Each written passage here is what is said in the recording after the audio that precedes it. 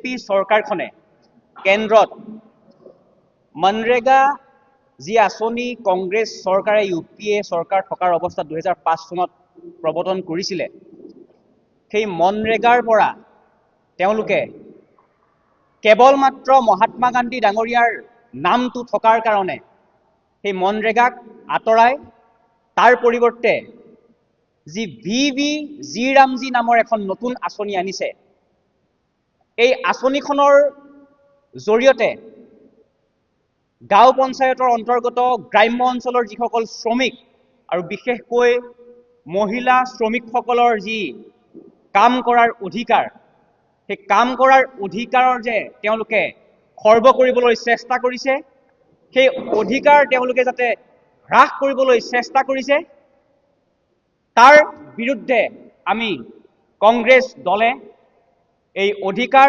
ৰক্ষাৰ এই সংগ্ৰাম আৰম্ভ কৰিছোঁ। 2005 চনত UPA চৰকাৰে মনৰেগা আঁচনি প্ৰৱৰ্তন কৰিছিলে। ইয়াৰ মূল প্ৰধান লক্ষ্যই আছিলে যে গ্ৰাম্য পৰিয়ালক মজুৰি ভিত্তিক কৰ্ম দিয়াৰ প্ৰচেষ্টা। আৰু এই আইনত স্পষ্টভাৱে উল্লেখ আছিলে যে গাঁও পঞ্চায়তৰ অন্তৰ্গত যিকোনো ব্যক্তিয়ে, সেয়া লাগিলে পুৰুষেই হওক বা মহিলাই হওক, যদি কাম কৰিবলৈ আবেদন কৰে, তেওঁলোকক 15 দিনৰ ভিতৰত কাম দিবলৈ চৰকাৰ বাধ্য। কিন্তু এই আইনখন এতিয়া তেওঁলোকে VVG ৰামজী নামেৰে নামাকৰণ কৰি শ্ৰমিকৰ কাম কৰাৰ অধিকাৰ হ্ৰাস কৰিবলৈ চেষ্টা কৰিছে। মনৰেগাৰ জৰিয়তে প্ৰতি বছৰে 5 পৰা 6 কোটি পৰিয়ালক কৰ্মসংস্থাপন দিবলৈ পূৰ্বতে আমাৰ কংগ্ৰেছ চৰকাৰ থকাৰ অৱস্থাত চেষ্টা কৰা হৈছিলে, আৰু যাৰ জৰিয়তে গাঁও অঞ্চলৰ মানুহৰ যি আৰ্থিক যি এটা সবল পৰিস্থিতি, সেইটো দুপে আগবাঢ়ি গৈছিলে।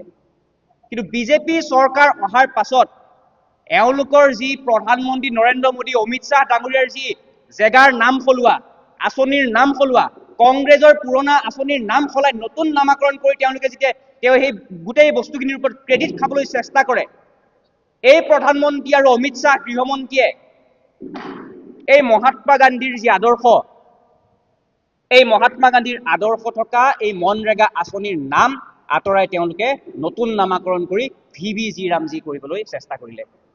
জনমূৰি আয় হ্ৰাস পাব, আৰ্থিক অৱস্থা বেয়াৰ দিশে পৰিণত হ'ব, সেই কথা কিন্তু এই বিজেপি চৰকাৰখনে তিল মানুহ তেওঁলোকে মনলৈ আনিবলৈ চেষ্টাও কৰা নাই। গতিকে আমি কংগ্ৰেছ দলে ইয়াৰ ওপৰত সংগ্ৰাম আৰম্ভ কৰিছোঁ। আজি আমাৰ প্ৰত্যেকখন জিলা কংগ্ৰেছ অফিচত আমাৰ এই সংবাদমেল আয়োজন কৰা হৈছে। আমি নগাঁও জিলা কংগ্ৰেছ কমিটিৰ তৰফৰ পৰা এই সংবাদমেল আয়োজন কৰিছোঁ। আৰু এই মনৰেগাৰ যি নাম পৰিৱৰ্তন কৰি যি VVG ৰামজী নাম তেওঁলোকে নতুনকৈ ৰাখিছে, তাৰ জৰিয়তে কেন্দ্ৰীয় চৰকাৰৰ পৰা লাভ কৰা অৱদান 90% পৰা হ্ৰাস কৰি 60%লৈ অৱনমিত হৈছে। আৰু ইয়াৰ গোটেই সমগ্ৰ যি বোজা, এই বোজা ৰাজ্য চৰকাৰ, গাঁও পঞ্চায়ত আৰু শ্ৰমিকসকলৰ ওপৰত প্ৰত্যক্ষভাৱে পৰিব। এই কথা আমি বিজেপি চৰকাৰক, বিজেপি নেতৃত্বাধীন কেন্দ্ৰীয় চৰকাৰক সকীয়াই দিছোঁ, যাতে ইয়াৰ জৰিয়তে তেওঁলোকে যি গাঁও অঞ্চলৰ শ্ৰমিকৰ ওপৰত তেওঁলোকে প্ৰভাৱ পেলাবলৈ চেষ্টা কৰিছে, আৰ্থিক যি প্ৰভাৱ পেলাবলৈ চেষ্টা কৰিছে, ইয়াৰ যি অৱস্থা তেওঁ গাঁও অঞ্চলত হ'ব, তাৰ কিন্তু পৰিণাম কিন্তু বিজেপি চৰকাৰে ভুগিব লাগিব। গতিকে আমাৰ এই মেলত আমি এই মনৰেগাৰ নাম পৰিৱৰ্তন কৰি যি VVG ৰামজী নাম দি তেওঁলোকে শ্ৰমিকসকলৰ যি কৰ্ম কৰাৰ অধিকাৰ তেওঁলোকে তাত হস্তক্ষেপ কৰি তাৰ হ্ৰাস কৰিবলৈ চেষ্টা কৰিছে, তাৰ বিৰুদ্ধে আমি আজি এই সংবাদমেল আয়োজন কৰিছোঁ।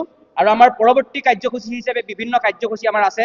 মনৰেগাৰ যি আমাৰ নাম সলাইছে তাৰ ওপৰত আমাৰ প্ৰতিবাদ আছে, আৰু আমি পৰৱৰ্তী পৰ্যায়ত যিখিনি প্ৰতিবাদ আমি সাব্যস্ত কৰিম, তাৰ বিষয়ে আমাৰ নগাঁও জিলা কংগ্ৰেছ কমিটিৰ জ্যেষ্ঠ উপসভাপতি আমিৰ